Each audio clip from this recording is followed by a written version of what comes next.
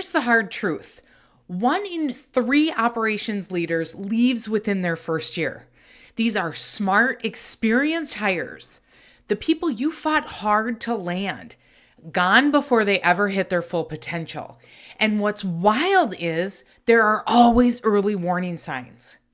Today, I'm breaking down the 5 signals that tell you an ops leader is about to walk, what top companies are doing differently to keep them.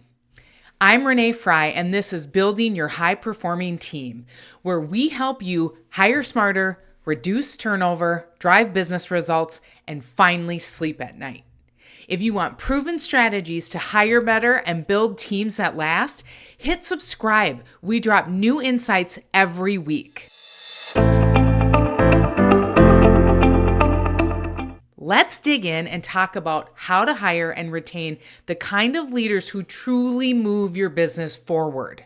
Across thousands of leadership searches we run at TalentQ, one pattern keeps showing up. Operations leaders leave within the first year. We're talking about high-performing plant managers, distribution directors, and operation managers who seemed like a perfect fit, gone before they ever hit their full potential. Nationwide, 1 in 3 operations leaders turns over within 12 months. And the reason isn't what most people think. It's not the pay. It's not the perks. It's what happened after the offer. We call this the early exit window. And today I'm breaking down the 5 warning signs that show up long before a resignation ever hits your desk. These are the exact patterns we've uncovered across our client base, the same teams now maintaining 95% first-year retention. So if you've ever watched a great hire walk away too soon, this one's for you. Let's talk about what's really going on when a new operations leader is quietly planning their exit, because the signs are almost always there. The first one, they go quiet. At first, you think they're just taking it all in, but week after week, they're barely contributing in meetings. They stop weighing in on decisions they used to have opinions about. That's not comfort. That's disengagement. When that happens, pull them aside. A simple, "Hey, I've noticed you've been a little quieter. How are things going?" Saying that can open up everything. 9 times out of 10, they'll tell you exactly where they're stuck or what's missing. Then there's the opposite problem. They seem agreeable. No pushback, no friction. You throw out an idea and they're like, "Sounds good." Now, early on, that feels great, but it's actually one of the biggest red flags. Engaged leaders challenge things. They ask why. They bring ideas to the table. When that stops, they've stopped caring. Reignite their voice by saying, "I trust your judgment. What do you think we're missing here?" That kind of invitation brings them back into the conversation. Third, watch for isolation. They haven't built relationships. You'll see it in the little things. They don't join for lunch. They skip optional meetings. They stick to their offices or their shift. They might feel like an outsider who just can't break in. One of the best fixes, pair them with a well-connected peer who can help them navigate the culture, the unwritten rules every company has. When people feel known, they stay. Fourth, the lack of early wins.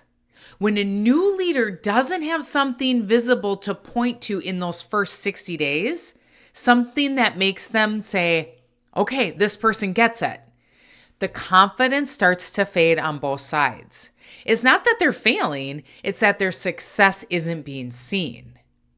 Help them identify one quick, meaningful improvement they can own.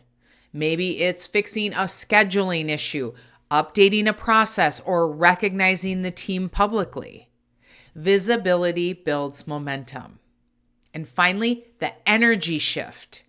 This one is subtle but deadly. You can feel it before you can define it.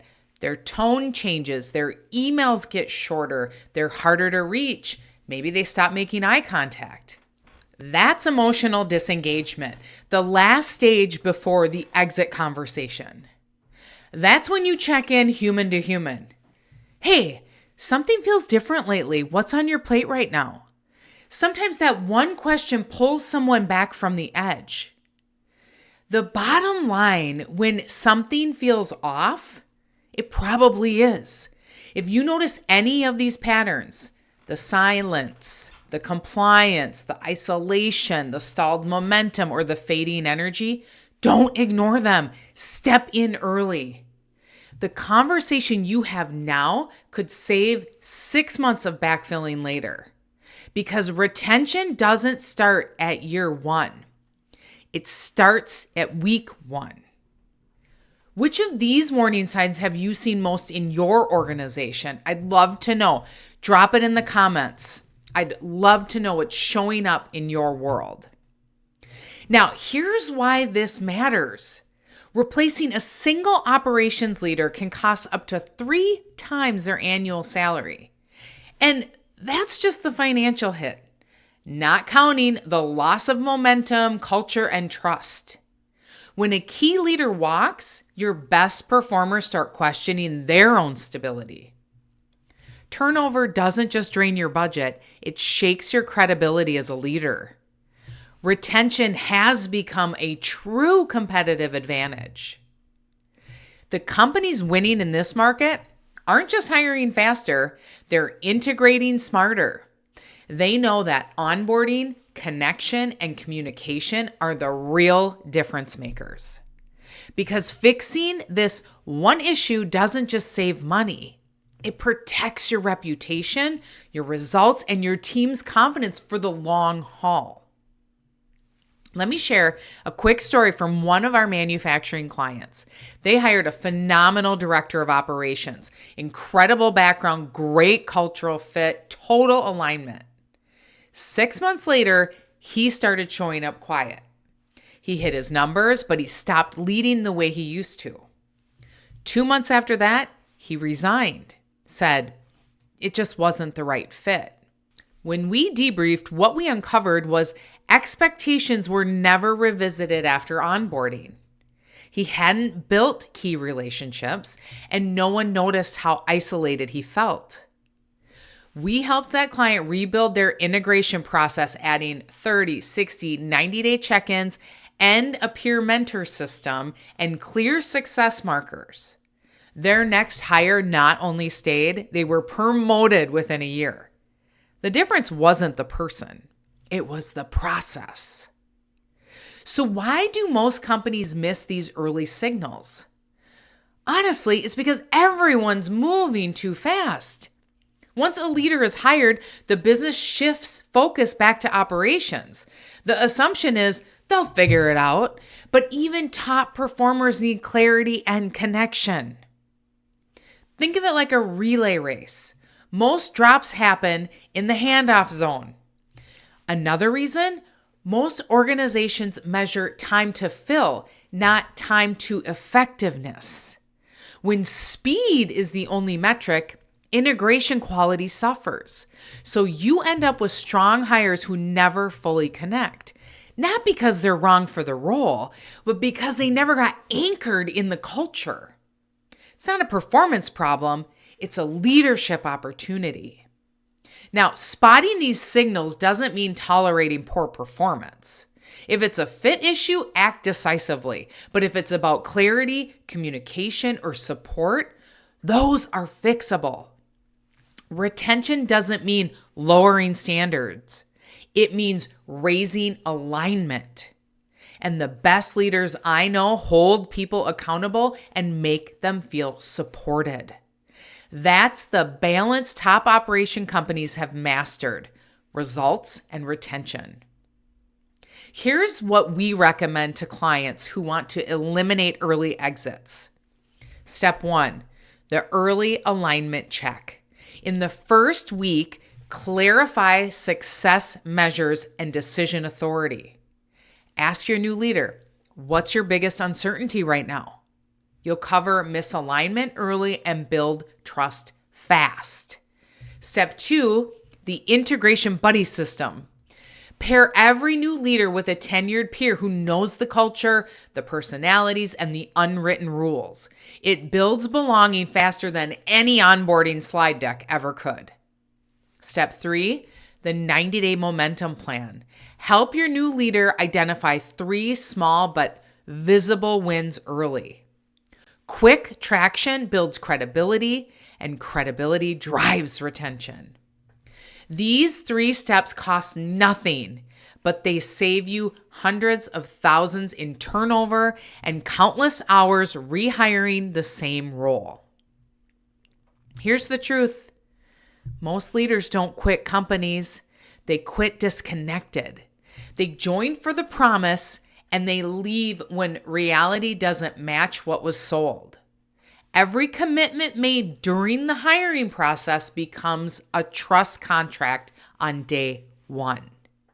And when that contract breaks, even unintentionally, engagement will start to slip. Great operations leaders crave clarity, autonomy, and traction. And when they have those 3 things, they'll stay. When they don't, they start looking. Your retention rate is your reputation as a hiring leader. It's how the market measures your leadership. At TalentQ, we believe retention starts the moment they say yes when they accept the job offer, not the day they start.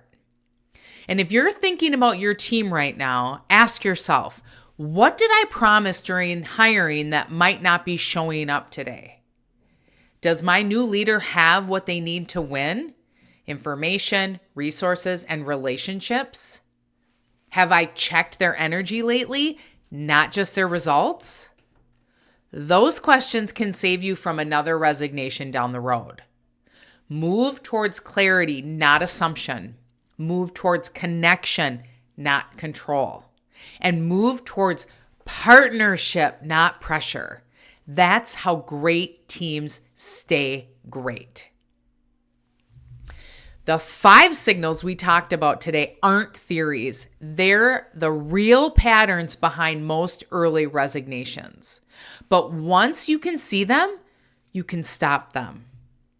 That's what we do every day at TalentQ, helping companies hire leaders who don't just fit the role, they elevate it.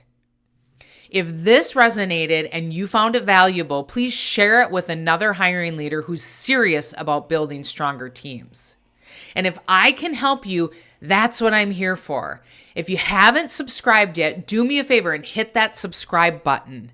We drop fresh insights every week to help you hire smarter and lead stronger.